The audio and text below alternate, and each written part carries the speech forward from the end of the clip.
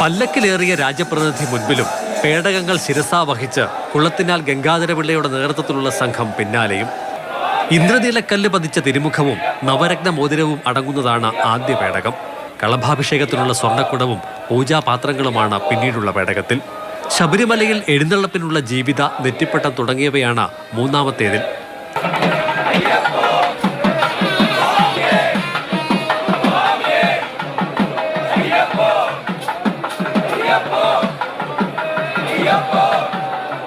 മണികണ്ഠൻ ആൽത്തറയിൽ ആദ്യ സ്വീകരണം. 25 കിലോമീറ്ററോളം ദൂരം പിന്നിട്ട് ഘോഷയാത്ര അയിരൂർ പുതിയകാവ് ദേവീക്ഷേത്രത്തിൽ വിശ്രമിക്കും. നാളെ പുലർച്ചെ 2-ന് പുറപ്പെട്ട് വടശ്ശേരിക്കര വഴി ലാഹ വനംവകുപ്പ് സത്രത്തിലെത്തി തങ്ങും.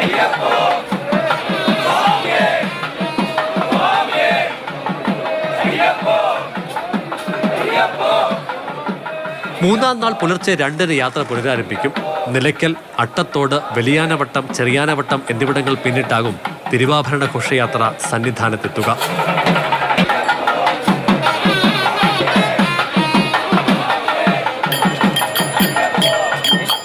CK Abhilal, Mathrubhumi news, Pathanamthitta.